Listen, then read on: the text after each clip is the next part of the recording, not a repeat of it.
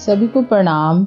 Day 24 हमारी भावी पीढ़ी और उसका नव निर्माण के अंतर्गत आज है नामकरण संस्कार के आगे ही क्या पढ़ना है उसी में हम लोग पढ़ेंगे। उस दिन हम लोग नामकरण संस्कार के अंतर्गत पढ़ें कि नाम का कितना महत्व होता है और नाम अर्थपूर्ण होना चाहिए, मीनिंगफुल होता है। होने से क्या होता है कि उसके गुण, कर्म और स्वभाव जो है व्यक्ति के अंश में धारण होते हैं और नाम प्रायः वैसा होना चाहिए जो गुणबोधक हो। आगे देखते हैं कि नामकरण संस्कार के अंतर्गत और क्या बताया जा रहा है। स्नेह और प्यार का संतुलित उपयोग कर सुसंस्कारी बनने में बालक के हृदय में सत प्रेरणा उत्पन्न करे। मुंह से उसे अनुचित सुविधा प्रदान कर बुराई में प्रवृत्त न होने दे। चौथा उद्देश्य है स्नेह और प्यार के संतुलित उपयोग द्वारा बालक के हृदय में अच्छे संस्कारों को उत्पन्न करना। मोहवश अनुचित सुविधाएं प्रदान कर बालक को नाना प्रकार की बुराइयों में फंसा देते हैं। यही बच्चे आगे चलकर घर की सारी संपत्ति लुटाकर घर फूक तमाशा करने वाले बनते हैं। अपने कुल और परिवार की 7 पीढ़ियों का नाम कलंकित कर देते हैं। यहाँ बताया जा रहा है कि बच्चे को स्नेह और प्यार तो हम करें लेकिन संतुलित ढंग से करें, ऐसा ना कि वो बिगड़ जाए। प्यार में, दुलार में, हमारे लाड़ प्यार में वो इतना बिगड़ जाए कि फिर वो समझे ही नहीं कि अच्छाई क्या है और बुराई क्या है, उसमें कोई अंतर ही करना ना समझे।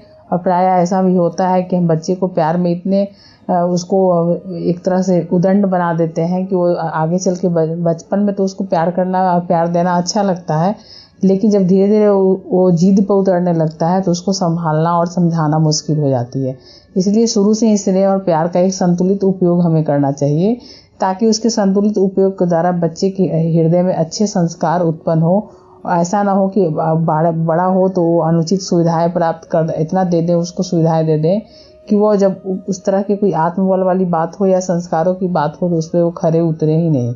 क्योंकि नाम और कुल का जो होता है हमारे कर्म के द्वारा ही उसका नाम होता है कुल का।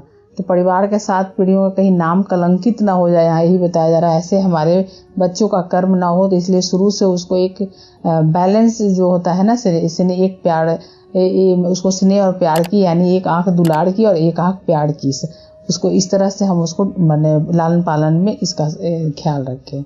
गरिष्ठो तेज काम आदा कादि द्रवनान्वयम औषधि नाश्य संतानो परि उपयोगम न कुर्यात्। गरिष्ठ उत्तेजक मादकीय द्रव्यों और औषधियों का संतान पर उपयोग न होने दें। अन्न का प्रभाव शरीर रचना पर बहुत पड़ता है। जिस प्रकार का अन्न मनुष्य खाता है उसी प्रकार के उसके विचार बनते हैं। गरिष्ठ उत्तेजक और मादक द्रव्यों को सेवन से पेट खराब होता है, आंतों का कार्य मंद और शिथिल पड़ जाता है, तब व्यक्ति नाना प्रकार के रोगों में जकड़ जाता है। इसी प्रकार तेज औषधियों का परिणाम भी है। बच्चे की तबीयत थोड़ी सी भी खराब हुई कि इंजेक्शन पर इंजेक्शन लगने लगे।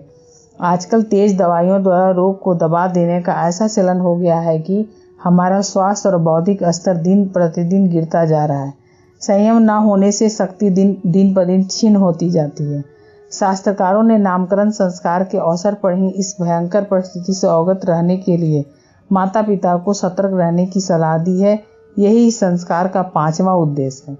यहाँ बताया जा रहा है कि जैसा खाते हैं हम अन्न वैसा होता है, जैसा खाते हैं हम अन्न वैसा होता है हमारा मन। वैसे ही अन्न का प्रभाव हमारे शरीर रचना पे बहुत पड़ता है। इसलिए हम ऐसा गरिष्ठ भोजन, उत्तेजक भोजन, मादक पदार्थ जैसा, द्रव्य जैसा ना कुछ खाएं जिससे सेवन से हमारे जो है कार्य जो है आंतों के कार्य या फिर शरीर के जितने भी मतलब ऑर्गन्स है उस पे उसका इफेक्ट पड़े। क्योंकि इस पे इफेक्ट पड़ने से अभी जैसे फास्ट फूड बच्चे खाते हैं उसका इफेक्ट हम लोग देख ही रहे हैं। बच्चों में नाना प्रकार के रोगों के रूप में आ रहे हैं, मोटापे के रूप में बच्चे बहुत छोटे उम्र में डायबिटिक हो जा रहे हैं। तो इस तरह से क्या आ रहा है, बच्चों की इम्यूनिटी पावर कम हो जा रही है। तो हम बच्चे को शुरू से एक संतुलित भोजन दें अगर, क्योंकि हम जैसा संस्कार में डालेंगे वैसा बच्चे की आदत होती है। हम प्राय बोलते हैं कि आजकल के बच्चे सुनते नहीं हैं, ठीक है, संगति की असर होती है, लेकिन अगर हमारे प्यार और सहकार की और फटकार की उस पर अगर एक संतुलित डंडा चलते रहेगी तो बच्चे में कहीं ना कहीं वो घर का जो उसका वातावरण मिलेगा वही प्रभाव वो अपने बाहर भी दिखाएगा। अगर घर के वातावरण संतुष्ट और स्वस्थ रहेगा तो बच्चे बाहर के वातावरण से बहुत कम प्रभावित होते हैं। तो हम क्यों नहीं बच्चे में ये संस्कार बने। तो नामकरण संस्कार जब कराए जाते हैं तो बच्चे के माँ बाप को यह भी सलाह दी जाती है। सर्वांगीण विकास दृष्टाया बालका बालिकाना क्रियार्थ विनोदेने ज्ञानप्ते हृदय मस्तिष्को एवं कर्म शक्तिनानम विकासार्थम संपूर्णम कुलम सुविधाम स्थिति उच्चम पददाते। सर्वांगीण विकास की दृष्टि से बालक बालिकाओं के खेलने, विनोद करने, ज्ञान प्राप्त करने, हृदय मस्तिष्क एवं कर्म शक्ति के विकास के लिए सारी अनुकूल सुविधा, साधन एवं स्थिति प्रदान करें। बालक और बालिकाओं के सर्वांगीण विकास के लिए निम्न चीजों की आवश्यकता होती है। खेल एवं विनोद से शरीर का विकास होता है।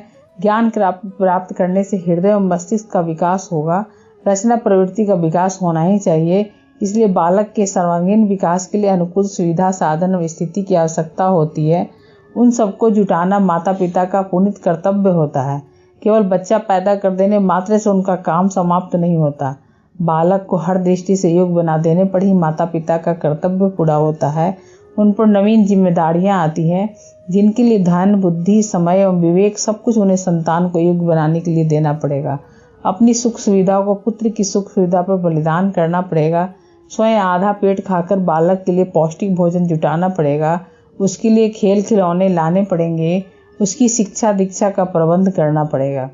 यहाँ बताया जा रहा है कि बालक के शारीरिक और मानसिक विकास के लिए उसके सारी अनुकूल सुविधा और साधन की हमें जुटान करनी चाहिए, ताकि वो खेल भी उतने अच्छे से खेले। उसके मनोरंजन के भी साधन हमें जुटाना चाहिए, ताकि बालक और बालिका जो भी है उसका सर्वांगीण विकास हो। ये माता पिता का पुनीत कर्तव्य है। अतः नामकरण संस्कार का छठा उद्देश्य यह है कि बालक के उत्पन्न होने के 10वें दिन ही माता पिता विधिवत इस नवीन जिम्मेदारी को अपने कंधों पर धारण करें। अपनी शक्ति एवं सामर्थ्य अनुकूल वे सोच विचार कर आगे की योजना बना ले और किस प्रकार बालक का लालन पालन करेंगे, उसकी शिक्षा के लिए कहाँ पढ़ाएंगे, वह किस प्रकार की शिक्षा उसके लिए हो। बालक के स्वभाव में सद्गुण लाने के लिए उन्हें रहन सहन में कौन कौन से परिवर्तन लाने पड़ेंगे, क्योंकि अब तक उनको अपने पूर्व जीवन से भिन्न जीवन बिताना है। यहाँ प्लानिंग के बारे में बात बताई जा रही है कि बच्चे को आगे के जो बच्चे आपके घर में आ गए हैं उस संतति के आगे की विकास हम कैसे करेंगे, उसके लिए हमें क्या योजना बनानी होगी, क्या हमें त्याग करनी होगी। क्योंकि सिर्फ बच्चे पैदा कर देना नहीं है, हमें राष्ट्र के लिए एक संतति, हमारे परिवार के लिए एक संतति की एक जिम्मेदारी बनती है कि उसको हम संस्कारी बनाएं। तो इसलिए नामकरण संस्कार के समय ये भी बताया जाता है कि माता पिता कैसे अपनी सामर्थ्य अनुकूल सोच विचार कर आगे की योजना बच्चे के लालन पालन में करेंगे और उसके विकास के लिए क्या क्या करेंगे। माला कारवत वात्सल्ये प्रभु प्रदत्त पादपाना सुष्टु सेचनम कृत्वा सुविकासयेत्। यानी प्रभु के सौंपे हुए कोमल पादपों को वात्सल्य भरे माली की भांति खाद देकर, सींचकर, निराकर सुविकसित होने में सहायता करे। यानी कि जो बच्चे हैं एक भगवान के दिए हुए कोमल पौधे जैसे हैं, जिसको वात्सल्य भरे एक माली की तरह खाद पानी देकर उसको सींचे, यानी प्यार सहकार से उसको सींचे और उसको सुविकसित एक नागरिक के जैसा बनाए। माता पिता के पद बगीचे के माली के समान है। जिस प्रकार वाटिका में माली का कार्य होता है, छोटे बड़े विभिन्न प्रकार के पौधे को आवश्यकता अनुसार खाद्य देता है, सिंचाई करता है।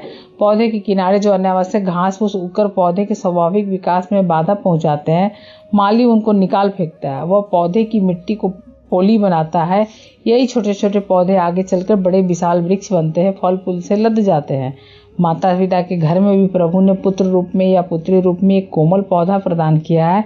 अभी उसके सब अंग कोमल और अविकसित हैं। बीज रूप में तो उसमें अथाह शक्तियां छिपी पड़ी है, लेकिन उसका विकास अभी नहीं हुआ है। प्रभु की वाटिका में एक कुशल माली की आवश्यकता है। माली कितने ही सुंदर और मूल्यवान पौधे अपनी वाटिका में लगाने के लिए खरीद लाए, लेकिन यदि बगीचे का माली फुहर और अज्ञानी हो तो कीमती पौधे जो किसी दिन बढ़कर मूल्यवान फलदार वृक्ष बनते बचपन में ही कुम्हला जाते हैं। लेकिन कुशल माली के हाथों से छोटे छोटे दुर्बल पौधे भी विकसित होकर अच्छे वृक्ष बन जाते हैं। इसी प्रकार अयोग्य माता पिता के असंख्य बच्चों की आंतरिक शक्तियां विकसित होकर कुंठित रह जाती है। वे या तो बचपन में मृत्यु को प्राप्त होते हैं या फिर अंगहीन, बुद्धिहीन, कर्महीन और अपाहिज होकर किसी प्रकार अपना जीवन यापन करते हैं। संसार और समाज पर बोझ बने रहते हैं। लेकिन कुशलता पूर्वक लालन पालन से बहुतेरे कम शक्तियों वाले बच्चे आदर्श मनुष्य बनकर समाज एवं राष्ट्र के पथ प्रदर्शक बनते हैं। नामकरण संस्कार के लिए माता पिता को पूरी सावधानी बरतनी चाहिए। इस प्रकार नामकरण संस्कार के द्वारा मुख्य उद्देश्य में भी बताया जाता है कि बच्चे आपके घर में एक कोमल पौधे की तरह है। माता पिता आप एक माली हो, माली की तरह पौधे को इस तरह से सींचो। यदि माली अनगर रहेगा तो अच्छे पौधों को भी खराब कर देगा, यदि माली सुघर रहेगा तो खराब पौधों को भी निराई खुदाई सिंचाई और अपनी देखभाल से उसको एक स्वस्थ पौधे या वृक्ष के रूप में उसको तब्दील कर देगा। प्राय हम देखते हैं स्लम एरिया में या फिर लोअर क्लास के लोग होते हैं, बच्चे उनके बच्चों की संख्या अधिक से अधिक होती है, ज़्यादा से ज़्यादा। मतलब आम बात है उन लोगों को 4-5 बच्चे होने, लेकिन उनके बच्चे के देखिए कोई भविष्य नहीं दिखता है और न कोई संस्कार दिखता है, क्योंकि वो लोग क्या करते हैं, बस एक बच्चे पैदा करते हैं और ये नहीं समझते हैं कि पशुवत जीवन नहीं जीना है, बच्चों को जीवन को हमें कैसे सुघड़ बनाना है।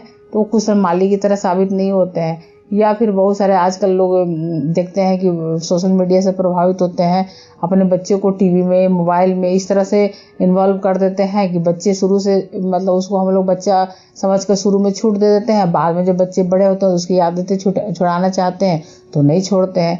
अगर मोबाइल के ये सब का एडिक्शन अगर देखा जाए या सोशल मीडिया का बच्चों में लगाने की आदत, तो हम माँ बाप का ही जिम्मेदारी होती है। अगर हम शुरू से एक कंट्रोल वे में चले, संतुलित वे में चले, तो बच्चे नहीं हमारे बिगड़ेंगे। तो हम इसका भी ख्याल रखें। तो ये सब नामकरण संस्कार के समय बताया जाता है। अब है नामकरण संस्कार की विधि क्या क्या है।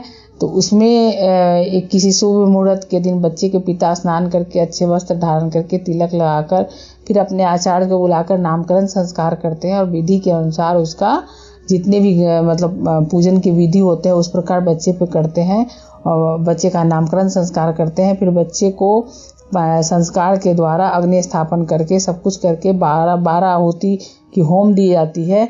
फिर उसके अनुसार माँ की गोद में पूरी या मीठा रखे, तत्पश्चात बालक का नाम धरे। जिस प्रकार जिस नक्षत्र में जन्म हुआ उसी नक्षत्र के 4 चरण के जो अक्षर हो उन अक्षरों का नाम उच्चारण करे। फिर बालक को सूर्य दर्शन कराए, उसके हाथ से जल चावल लगाकर सूर्य के सम्मुख चढ़ाए। फिर पृथ्वी का पूजन करके बालक से पृथ्वी का स्पर्श कराए। फिर आचार्य अपने हाथ में मिष्टान फल पुष्प चावलों को लेकर यजमान को दें और फिर उसके पुत्र के दीर्घजीवी होने तथा यजमान के बालक के प्रति कर्तव्य को भली भांति निभाने का आशीर्वाद दें। बहुत से लोग इस अवसर पर आतिशबाजी दागते हैं, नाच कराते हैं, इस प्रकार तमाम रुपया व्यर्थ में फेंक देते हैं। हर प्रसन्नता के आधार पर दान पुण्य की विशेष महिमा होती है, लेकिन यह दान सुपात्रों को देनी चाहिए जिसकी आवश्यकता हो। विद्यार्थियों को पुस्तक दान, अस्पताल के रोगियों को फल एवं धन दान, गरीब एवं असहायों को भोजन तथा वस्त्र दान करना उत्तम होता है। तो इस प्रकार नामकरण संस्कार का महत्व हम लोग समझ गए। नामकरण संस्कार की विधि बताई गई है कि कैसे माता पिता इसमें इन्वॉल्व होते हैं, बच्चे का कैसे नामकरण कराए जाते हैं, बच्चे के हाथ से अक्षय पुष्प को टच कराकर जल चावल को लगाकर सूरज के सम्मुख चढ़ाए जाते हैं। अनावश्यक नाच गाने आतिशबाजी को यहाँ गुरुदेव ने वर्जित किया है और उसकी जगह पर वो बताते हैं कि अगर आपको खुशी हो रही है नामकरण संस्कार को लेकर तो आप सुपात्रों को दान दे दे, कोई संस्था में दे दे, कोई असहाय लोगों को दे दे, गरीबों को दे दे, आपकी जो भी मतलब सामर्थ्य हो इस हिसाब से दे दे। तो इस प्रकार नामकरण संस्कार का काफ़ी महत्व है। हमारे 16 संस्कारों में एक है नामकरण संस्कार और इसका काफ़ी हम महत्व देख रहे हैं। इसका प्रभाव नाम का कितना पड़ता है आज के स्वाध्याय में हम लोगों ने समझा और इसको हम लोग कोशिश करें कि हमारे घर में भी जो नई संतति आए हम भी उसका इस संस्कार से उसको गुजारे, नामकरण संस्कार करें। सभी को प्रणाम।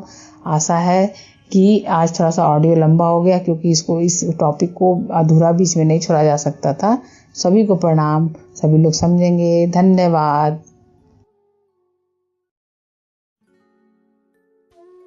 हमारे YouTube चैनल को सब्सक्राइब करें और बेल आइकन को दबाकर ऑल पर क्लिक करें ताकि आने वाले सभी वीडियोस की नोटिफिकेशन आपको मिलती रहे।